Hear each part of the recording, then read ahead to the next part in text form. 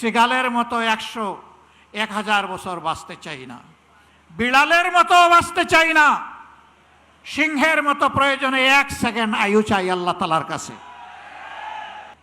এই সংস্কৃতি বন্ধ করতে হবে।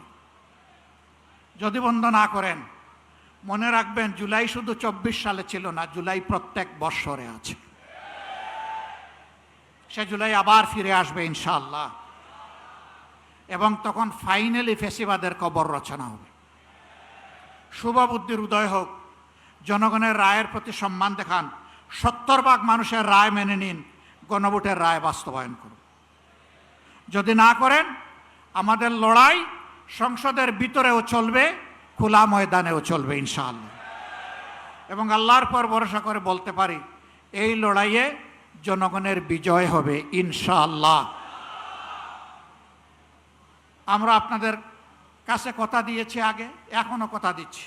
আমার সহযোদ্ধারা যেমন বলেছেন, ইনশাআল্লাহ আগামীর লড়াইয়ে জাতির প্রয়োজনে সামনের সারিতে থেকে আমরা যুদ্ধ চালিয়ে যাব। আমাদের জীবনটা আল্লাহর জন্য, মানবতার জন্য, দেশের জন্য, জাতির জন্য। আল্লাহ যদি কবুল করেন, গর্বিত শহীদ হয়ে দুনিয়া থেকে বিদায় নিব ইনশাআল্লাহ।